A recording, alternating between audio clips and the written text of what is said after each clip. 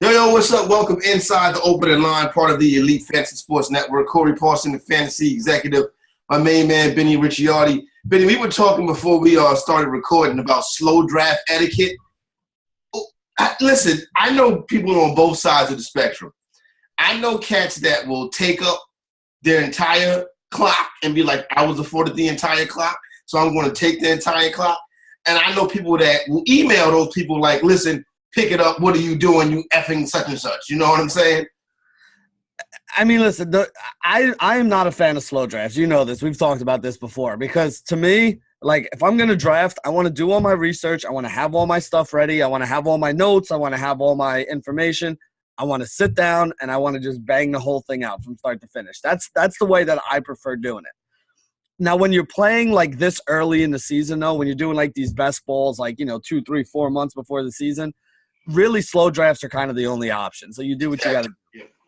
My problem is this, Corey. Like, you know, man, life gets in the way sometimes, right? So, like, if once in a while somebody has a 2 or 3 hour pick because they're caught up in a meeting, they're caught up doing something here, they're doing something there, they're in traffic, whatever, I'm cool with that. I'm not going to be that guy like, yo, hurry up, let's go. Come on, man, you're ruining the draft, whatever. But like what you were saying, like most of the time you don't need to take your 4 hours or your 8 hours or whatever your window is on a particular draft. And a lot of times the draft should go bang, bang, bang, bang, bang. Like a lot of times I'm looking at my phone throughout the day. Like I've seen you do it before too, where you're looking down, you're like, all right, I pick, I'm 3 picks away, right? This guy, and this guy are available. If one of those 3 guys doesn't get drafted, whichever one of those 3 guys doesn't get drafted before my turn, that's the guy that I'm going to take, right? If 2 of them are available, maybe it'll take me like 15 minutes to figure out, all right, do I really want this guy? Do I want that guy? Who's available at that position? Who's available at that position? But to me, man, even if you're in a slow draft, I know they give you 4 hours or 8 hours, depending on what draft you're in. It should be no more than 15 minutes. You know what I mean? Like, it shouldn't take you more than 15 minutes. And even that, to me, is long. Like, if I'm sitting there and I'm watching a draft and it comes up and, boom, it's my pick, I'm going to just go make my pick and let the next person go on the clock. You know what I mean? Do you think monetarily it doesn't make a difference? Say it's a $150 league or a $400 league as opposed to a $10 league.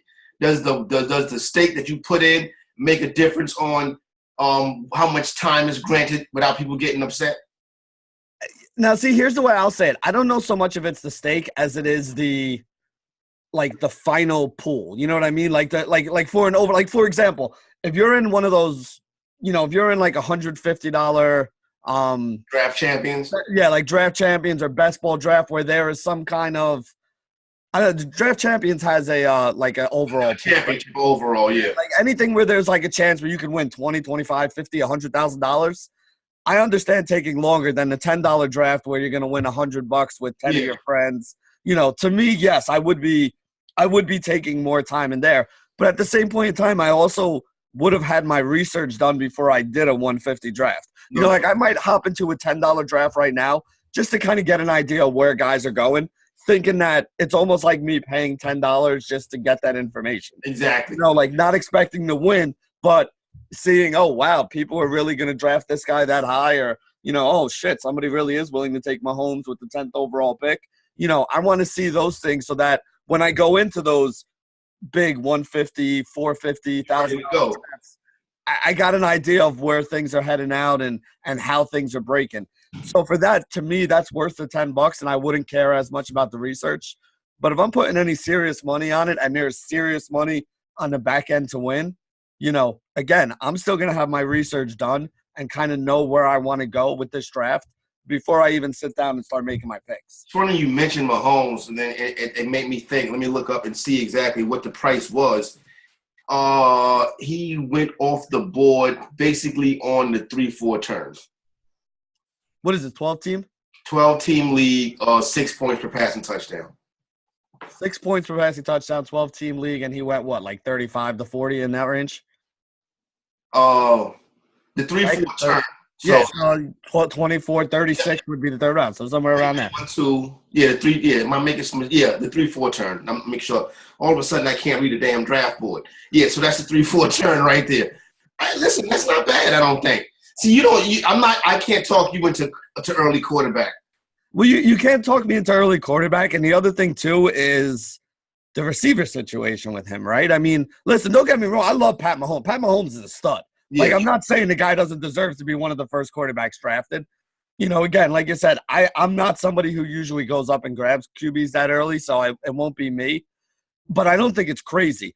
My bigger problem now is, you know, who's he throwing the ball to? You know what I'm saying? Like, when you take Tyreek Hill out of there, that is your stretch the defense kind of guy. That is the guy that forced the safeties to play back and open things up in the middle for Travis Kelce and check downs to the running back, and even for running lanes for him out of the backfield. So I don't know. I don't feel like the situation is better for him this year than it was last year. As good as he was last year, as awesome as he was last year, I don't think he repeats and exceeds those numbers given the situation that they have going on. You know what's interesting? I saw a tweet. I don't want to misquote the tweet, but it basically was like, out of the 50-something touchdown passes he threw last year, like 22 of those touchdowns, or 20-something of those touchdowns is no longer on the roster. So that is, you know, something to take account for right there. I find it interesting. You know who I think may be the second quarterback to go off the board, go off draft boards this year, Benny? I think it might be Baker Mayfield. I don't think that's crazy. Yeah, I don't think it's crazy either. I really don't. You got a stud tight end. You got, you know, a couple stud wide receivers now with Odell Beckham on there. I mean, I really don't think it's that crazy. You know, I think I've mentioned this comment to you before, and I remember the other night, me and my homeboy, we were watching the games. And I forgot which play we were talking about. I forgot which is that play. I think it was this. The discussion centered around like Donovan Mitchell and some rookie cats and stuff like that. Mm. And I think it was Schottenheimer, Marty Schottenheimer, that said this. He was like, if you can get the quarterback in his second season is as good as he was his first season, consider that an improvement. Yeah. No, I've actually heard that before too. I mean, a lot of times they talk about him making a little bit of a regression and all that stuff. You know, like I said, I just don't think – I mean, there's a bunch of things that are going against him this year, right? I mean, with the Chiefs winning the division last year, they're going to have a much tougher schedule this year. They're playing the number one schedule where they play all the best teams in all the other divisions. You know, and again, those are some good defenses that he's playing now instead of, you know, some of the other teams that are there. I don't know. I mean, again, I'm not trying to say that the guy's going to suck. Like, that's not what I'm saying at all. But to think that Mahomes is going to come out this year and improve on an MVP season from last year, I just don't see it with less weapons than he had last year. And the Chiefs aren't taking anybody by surprise this year, right? Like, they're not going out there and jumping on people early and putting up 45 points and having people be like, oh, my God, how do we defend this team? Like, everybody's got the tape now. Everyone's going to sit down and watch the tape now. And the talent level that they have, losing a Tyreek Hill, you know, losing a Kareem Hunt, the talent level that they have to do it this year isn't as high. So, you know, some of those things that you had to worry about as a defensive coordinator, you might not have to worry about as much this year, which means you can drop an extra safety. You can leave a linebacker in coverage or on spy. You know, there are different things that you could do this year that you weren't able to do against them last year. That's a good call right there. And also, Baker Mayfield's another player, second-year quarterback that you got to kind of think about that when it comes to the same aspect of his game also. But still, we saw what he did going down the stretch, and Baker Mayfield may not be a bad pick. I'll get back to some of these picks in this draft right quick. Benny, somebody told, speaking of me just hearing random things throughout the course of the day, I was talking with our buddy Adam Ronas yesterday. He was out there in Jersey. Got him to he hit me up. I got him to put those bets in for me. You know what I'm saying? Oh, nice. Okay. I text you. He just happened to call. I was like, well, let me. I'll get Ronas to knock it out for me right quick. Son, he said something to me that absolutely blew my mind. And I went to check on it this morning, and I saw it, and I was like, I can't believe this. And I don't think you're going to believe it either. Benny, do you know the New York Knicks are 16-1 to win the NBA championship next year? I do. I meant to talk to you about this the other day because I saw this over the weekend too. I guess they're expecting the Knicks to get, you know, either John Morant or, Zion. Yeah, get one of those two guys in the draft. And then, I mean, this kind of almost foreshadows the fact that there's a pretty good chance that Kawhi Leonard's going to wind up in New York, and Vegas thinks they're going to be 16-1. You mean Kevin Durant? Kevin Durant. That's what I'm saying. Kevin Durant's going to wind up in New York, and probably even somebody else, because you don't go from missing the playoffs and being one of the worst teams in the league to 16-1 to win the championship without some major changes going on. So this almost kind of foreshadows the Knicks bringing in probably 2 superstars and a top draft pick, and kind of rocking with it from there. Benny, they have better odds to win the 2020 NBA title than the Toronto Raptors do. I know. That's what I'm saying. I saw it the other day. I know exactly what you're talking about. I saw it too, and that was when I was like, yo, these Kevin Durant rumors are may not be rumors anymore. I mean, this might be, Vegas is pretty smart. If they got him at 16-1, they got to know something. Let me tell you, and you're right, Vegas is pretty smart. I never forget, it was the day of the election in 2016. And I remember looking at the odds that morning, and Donald Trump was like minus 750. And then I remember checking back that afternoon, it was like minus 350. And then about 5 o'clock, it was like minus 115. And I was like, plus 115, you know what I'm saying? Mm-hmm. And then around 7, 8 o'clock that night, he became the favorite. And I was like, this shit gonna happen. Yep.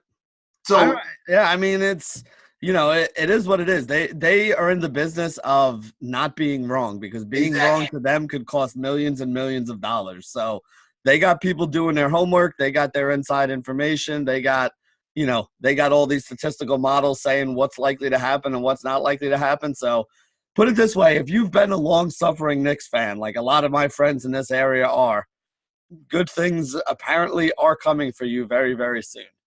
I think for the first time, you really, really see. I'm the type of Knicks fan where, like, I was always pessimistic. When it was the summer of 2010, I was like, ain't nobody coming to the Knicks. When it was the summer of 2013, I was like, ain't nobody coming to the Knicks. The summer of 2016, I was like, ain't nobody coming to the Knicks. But for now, for the first time, I'm like, wait a minute, somebody really might come to the Knicks. I like Fizdale. I can't. People that know me know how I feel about Phil Jackson. I despise how Phil Jackson walks on. You know what I'm saying? But I like Fizdale. I like that the front office is more competent. I like that they got a more competent head coach. So I'm like, okay, cautiously optimistic. Put it like that. I mean, listen, if you've been a Knicks fan, it really can't get much worse. And as I'm not a Knicks fan, I don't really have a favorite NBA team. I'll be perfectly honest. I watch NBA basketball all the time. Yeah. But, my last rooting interest in the NBA was the Michael Jordan Bulls teams. Like, Jordan was my guy. The Bulls were my team. But pretty much after that, I'm not going to be a Chicago Bulls fan after Jordan left. There was really no reason for me to watch their games anymore. So I don't really have a favorite NBA team, But I will say this. The way you feel about the Knicks is kind of the way I felt about the Jets for the longest time. It's like, a good Knicks fan is a pessimistic Knicks fan. A good Jets fan is a pessimistic Jets fan. Like, it's happened to us for so many years, Corey, that, we've seen all the ways that we can screw things up that, we know that it's that way. But listen, I mean, I'm starting to feel good about my Jets now, finally, for like the first time since, Vinny Testaverde was my quarterback and Parcells was the coach. And I honestly feel like that was the same time when the Knicks were kind of good, the Charles Sprewell days. I kind of feel like it's coming full circle. We're getting back to that spot. Let me ask you this: was that and I remember watching this. One of my real good friends, my man, Johnny Blaze, Johnny Blaze from Queensbridge. He's a long-suffering New York Jets fan, whatever. He would just sit there and just throw shit at the TV. You know what I'm saying? He was so nonchalant, but it was like, whatever. Yep. But I remember watching the game with him when Vinny Testaverde tore his ACL. And I was like, at that point, I was like I never seen somebody so sad behind something that took place in sports. You know what I'm saying? And he just kept saying, we were supposed to win the Super Bowl. We were supposed to win the Super Bowl. I was like, damn, son, it's tough being a Jet fan, yo. Yep. Was that moment when Testaverde tore his ACL, was that like one of those moments in sports that you always remember for the wrong reason? I mean, I don't know about always remember, but it was a very big deal at the time. Because, listen, Vinny Testaverde was playing really well with the Jets back at that time. I mean, and again, this was like a legit quarterback. This guy was like a former number 1 overall pick and a, Heisman Trophy candidate and all that stuff. Like, I mean, Testaverde he may not have had a Hall of Fame career, but he was an above-average NFL quarterback there. And honestly, as a Jet fan, I mean, Kenny O'Brien and, I could go through the list, Brownie Nagel. I could go through the list of shitty quarterbacks that we had. So when you finally get somebody that's competent, it's kind of a big deal. And, yeah, I mean, it was like not winning when we had Purcell's here, not winning a Super Bowl. Yeah. Was tough because you knew that things were not going to get better. You know what I mean? Like, and again, if you think about it, that's how the whole Patriots dynasty really started, right? Like Bill Belichick was the Jets coach for about as long as it takes you to smoke a blunt. Yeah. And then by the time that was done, he was up in New England, and we all know what's happened in the last 20 years since that happened. So, very big turning point. Just think about that, Corey. Can you imagine that if Bill Belichick would have been like, all right, yeah, I'll take over the Jets job? Like, I could be sitting here as an obnoxious Jet fan, like all the obnoxious Patriot fans, sitting here talking about how we're the greatest and won all these championships and, screw you, Deflategate's not cheating and all that other stuff. But instead, I'm a Jets fan, and, we got to get our ass. That's the stroke of luck right there. People just don't realize how, like, those little simple things right there, you know what I mean? Like, it's almost like it wasn't in the card for the Jets to be. It's like it's not in the cards for the Jet fan to be that obnoxious fan. You know what I'm saying? It's like, yeah, so it's I always find that interesting when people talk about, some of the things that happen in the world of sports and, shaping their fandom and stuff like that. Yep. Because I legit remember watching that series. I believe it was either 1999 or 2000, and just thinking to myself, as Toronto, the Vince Carter Toronto teams was destroying the Knicks in a series that the Knicks were the favorite to win. And like for younger New York fans, you don't understand when the Knicks are on a run, this city gets behind the Knicks. Yep. Because the Knicks are the city's basketball team, not the Nets. And it was like, we haven't seen that in so long now that I think next couple of weeks is going to be interesting with the NBA draft lottery. And then obviously coming July 1st with free agency. But speaking of free agency, Benny, get into some of the action from last night. Toronto dusts off the 76ers, 125-89. Game 5 on the road, obviously very tough.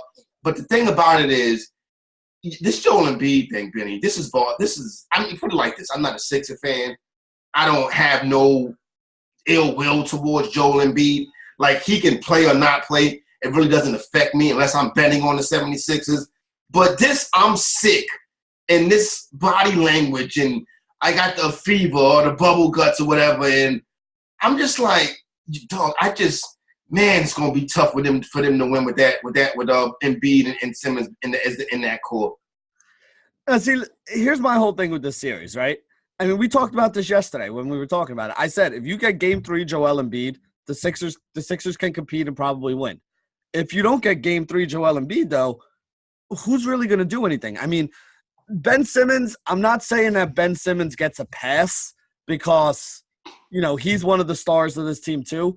But Ben Simmons is the guy you would have expected to underperform in this series because Ben Simmons, he's being guarded by Kawhi Leonard on a lot of these possessions. You would expect him not to have a good series. You would expect the other guys to step up, though. Joel Embiid is supposed to be the main guy in this team, and I understand he's playing hurt. He's got an upset tummy and all that stuff. I don't care. You're an NBA player. You're getting paid millions of dollars. You take some Pepto-Bismol, you take some Imodium AD to clog that thing up for you, and you go out there and you compete. And like you said, the thing that really had me is the body language, right? Like Chuck mentioned it Charles Barkley mentioned it at the halftime show. It's like, if you're the team leader, even if you're hurting, if you're dying, if your heart and your insides are about to explode, you can't let that be shown because the rest of the team is looking to you to be the leader. And when they see you, dropping your head and holding your shorts and leaning down, looking defeated, they start looking like they're defeated as well. They can't win this series without Joel Embiid being a major force in this series. He has to go for 25-10, 25-15, or they have no shot to win these last 2 games against Toronto. And I got to be honest, at the beginning of the year, everybody was saying, man, it's going to be so good in the Eastern Conference Championship when we have the Celtics and the that Final Four in the East was supposed to be tough. Yeah, the Celtics and the 76ers going up against each other to see who gets to go play Golden State.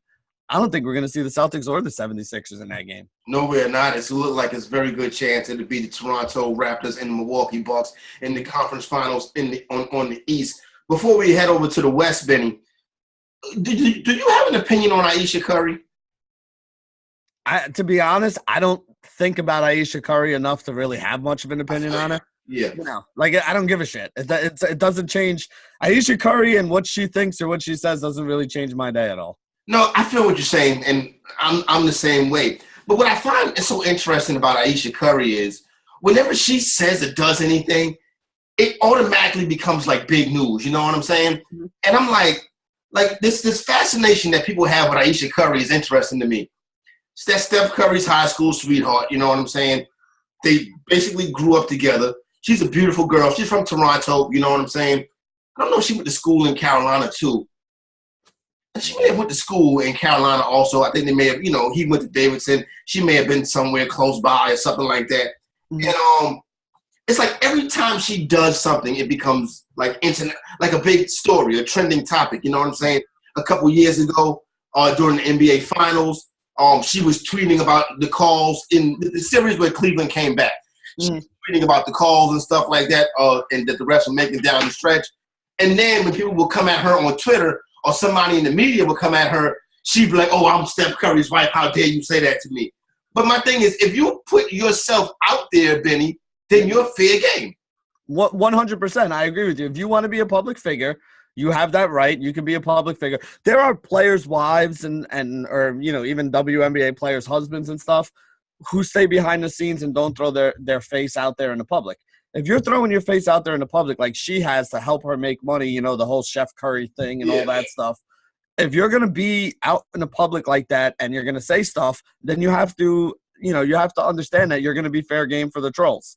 Listen, we all know the way social media works, right? Like, I mean, social media is all about showing off and then, a whole bunch of people hating on you because you're doing it.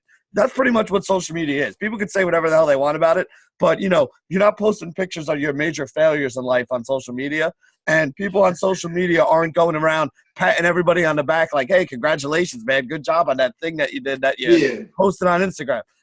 Social media is a shitty place. Like, it's the worst of the worst, So social media is the bottom of the toilet bowl. Yeah, without a doubt. But again, if you want to go swim in that toilet bowl and you want to throw yourself out there to use it to make money, you got to understand that throwing yourself out there as a public figure comes with the good and the bad. It comes with the good of you getting, paid $15,000, $20,000 to go on Instagram and show off some new pot that, Rubbermaid or some other company is making because you're a public figure. But it also comes with when you throw stuff out there like, "Oh, man, there's all these groupies around all the time with Steph, and, I don't see any guys coming and hitting on me and stuff like that." It's like, man, shut up. Like, nobody cares about that stuff. I got more important things in my life to worry about than whether or not your millionaire ass married to your millionaire husband, feels like enough guys are hitting on you. Like, you know what?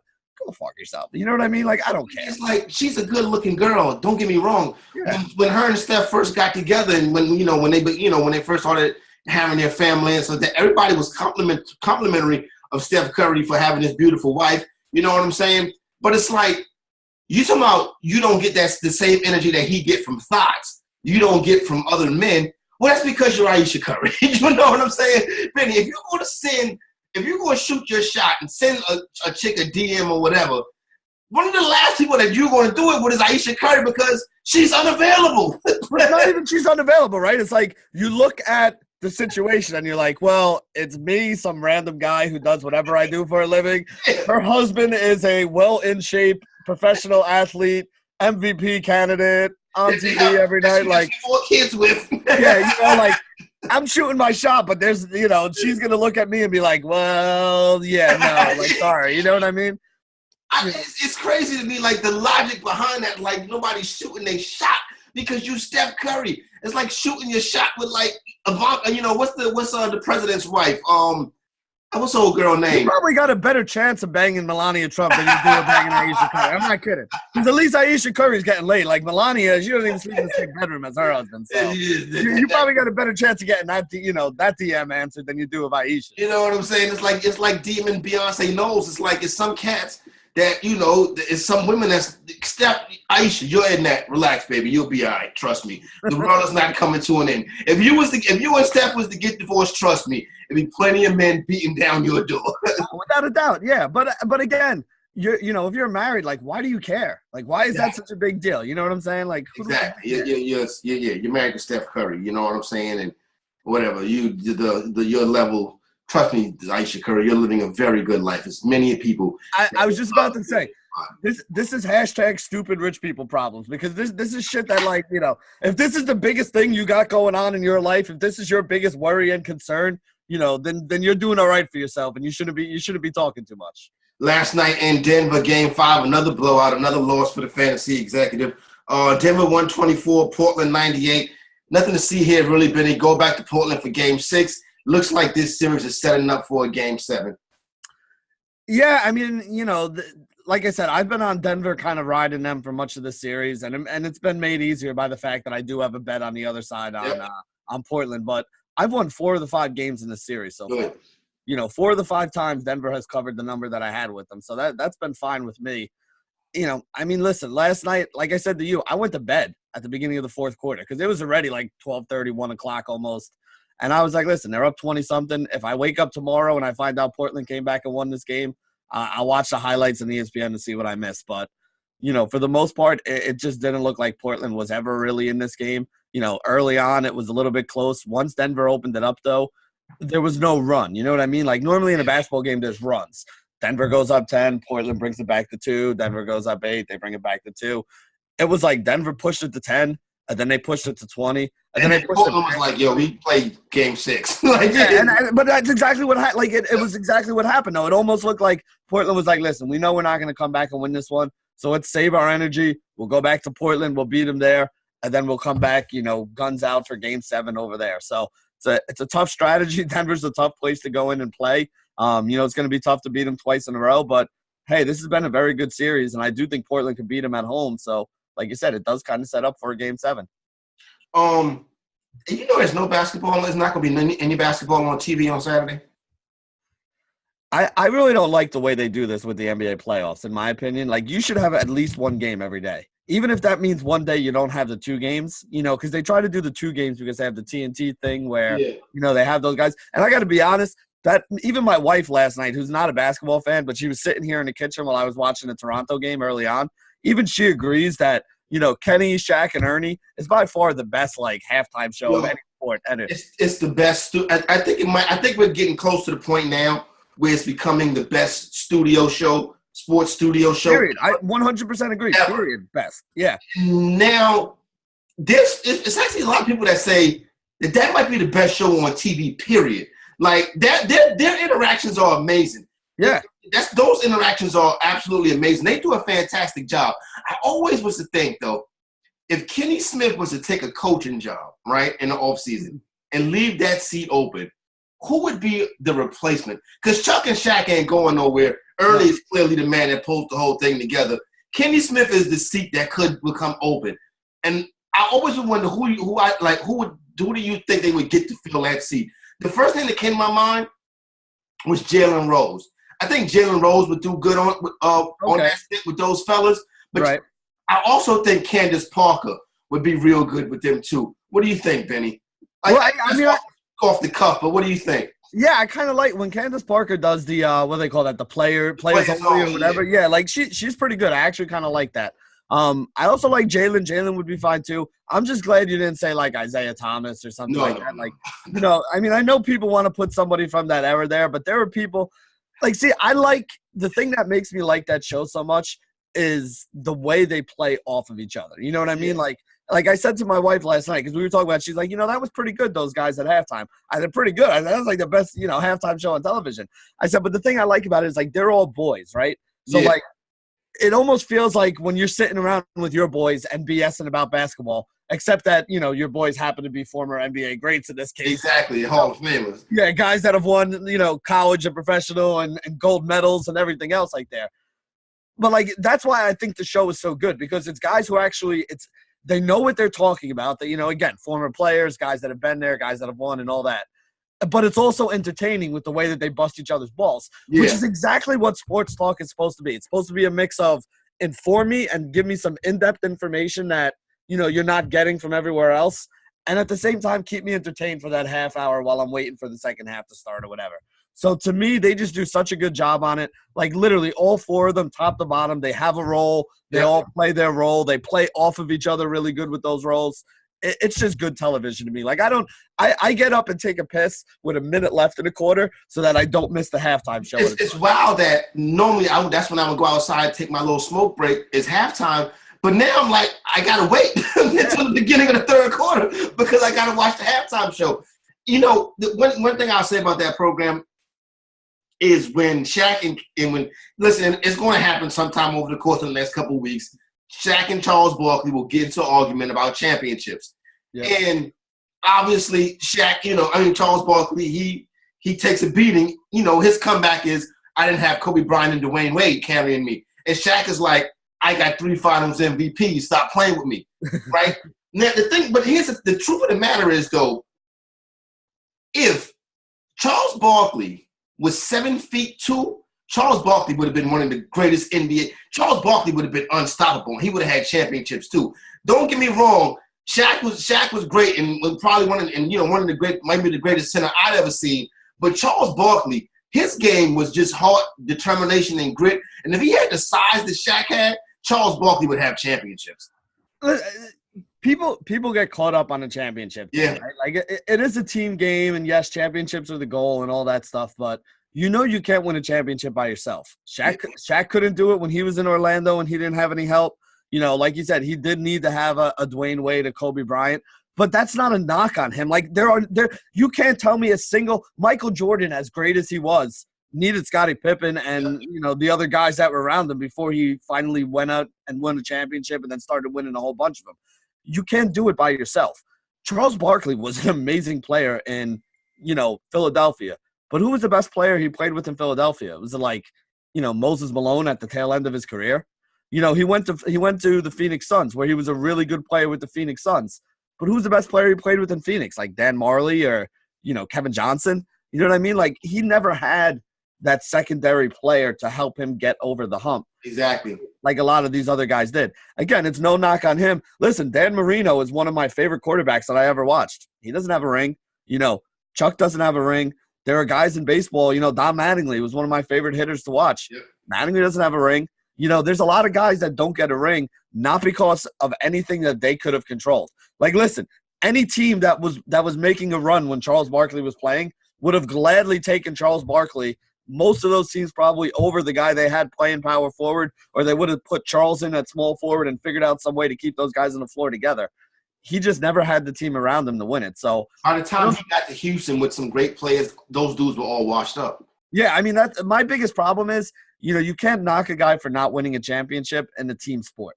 In golf, in tennis, if a guy never wins, you could be like, well, listen, you're an individual, you're out there, it's you against everybody else. If you don't win, you're not a great player. In a team sport though, basketball, baseball, football, you can't do it by yourself. You need other teams. That's unfair, Betty. We do that to quarterbacks. Yes. That's who catches that the most. Quarterbacks, let's say the NBA, 10 teams have won the championship in the last 40 years. So the same teams in the NBA win the championships anyway. The NBA has always been that way. But in the NFL, I think it's unfair how quarterbacks are judged when they don't win. You know what I'm saying? Like, it's like you mentioned Dan Marino. Like, oh, well, you never won a championship. Dan Marino was an effing beast. You know what I'm saying? Yeah. But that's the way the NFL is. The NFL is a championship sport. Baseball is a numbers sport. Well, think about this right now, right? With all the championships that the Patriots have won in this recent era, right? Is there anybody else in this recent era who is not Tom Brady of the Patriots or one of the Manning brothers that has really won, that would be in that argument that you could say, oh, he's a great player, but he never won. Like, nobody else won. So really, those are the only guys that, if you're going to make the argument, well, you have to win Super Bowls to be a great quarterback, well, then that means that the only great quarterbacks we've had recently are what? Peyton Manning, Tom Brady, and Eli Manning. And I mean, Rodgers. Aaron Rodgers won one. Rodgers has one. But that's like a Phillip Rivers. Russell Wilson's in the club, deservedly so. You know what I mean? But a guy like Phillip Rivers has had a great career. Yeah. But he's never won anything. Never won anything. He's going to be a Dan Marino when he retires because people are going to be like, oh, yeah, well, Phillip Rivers sucked. He never won a championship. It's like, but this guy's played for 20 years at a really high level. Yeah, he never got over that hump, but can you really say that the guy sucks? You know what I mean? Like, I don't know. I don't get it. I think championships, they're important. I don't want to say they're not, but I think people put too much emphasis on them. I will always go to bat for Tony Romo for being in that conversation also. But, that could be me. I just could be a little bit biased on this one. All right, what do we got today, Benny? Oh, man, I was on that Lionel Messi joint yesterday. I didn't watch it because I ate my Taco Bowl and I dozed off, whatever. But I woke up. I was like, damn, what the fuck? I mean, Liverpool won that joint in advance. Not even one. They had to win that game by more than 3 goals. Like, they had to win 4-0. And this is why I was on the Messi thing, because if they would have just scored 1 goal, then Barcelona goes on. If it would have been 4-1, even though they both would have had – so Barcelona won the first round 3-0, right? Yeah. So Liverpool, if they would have won the second game 3-0, it would have been a tie, and it would have went to, overtime and then penalty kicks if they had to at the end. Instead, they scored that 4th goal that gave them that. Still, all Barcelona needed to do was score, because if it would have been 4-4, Barcelona having a goal away at Liverpool would have been the thing that moved them on. So even when it went down 4-0, I was like, oh, this is perfect. Messi's going to get the goal here right now.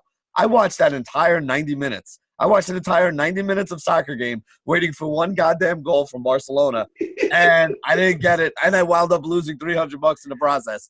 Although I got to say, he had a bunch of chances. He had a couple of them that went pretty close. Sometimes it just doesn't work out. I'm already up money betting Messi and Ronaldo to score first goals and goals throughout the strategy. So you know what? Sooner or later, you're going to lose one. So yesterday was my loss. Tell me about it.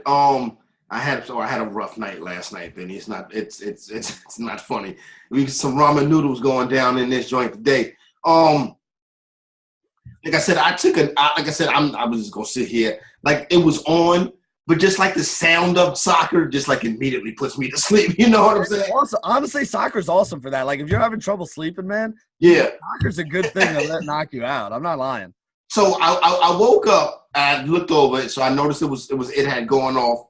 So I didn't even check the bet. I just went on Twitter, and I got on Twitter, and the first thing I saw on Twitter was Liverpool, and I'm like, oh my God, like, wait a minute, hold up. And sure enough, son, they came back. Not came back. They won the game, and I guess they advanced to the semifinals now. What did you finals? They're in the finals now. Oh, they're in the finals now. Wow. Yeah, that was to move on to the finals. So they're playing for the they're playing for the Champions League trophy now against whoever wins today. So who do you got any lean between Ajax and Tottenham? All right, so Tottenham won the first leg 1-0, right? So Ajax has to basically win this one. I said Ajax. Yeah, if Ajax goes 1-0 in this one, then they go on to overtime and penalty kicks and all that stuff. If Tottenham gets a goal here, they're very likely to move on in advance at this point, because they'll have the away goal and they kept Ajax from scoring one. So, Ajax would have to win like 3-1, which is very unlikely to do. So I think the best thing to do here, the final score of this game is probably going to be either Tottenham 1-0 or Tottenham 1-1. It's going to be 1-1, right? So there's something that they're offering on FanDuel where you can pick the exact final score. Yeah. I think the 1-1 final score is the one that I'd go with. The problem is if you pick Tottenham to win this game 1-0. Yeah. Tottenham wins the game, but it's 2-0 or 3-0 or something, you actually get your money back. I don't think if you pick the 1-1 tie, you get your money back on either side. So it kind of defeats the purpose. So the bet to probably do is to throw in Tottenham 1-0 there and kind of hope that that's the way. Because, again, in order for Ajax to move on, they'd have to win this game 3-1, and I just don't see that happening. There you go right there. But as far as the rest of the day's activity, it's Boston and Milwaukee in Milwaukee for Game 5. Milwaukee is laying 9. If I touched it, I would lay the 9 with Milwaukee, Benny. And then, of course, tonight, Golden State and Houston. Golden State laying 6. So to me, this is a good spot where you kind of tease them, right? Because I like both of the favorites here. I like Milwaukee. I like Golden State.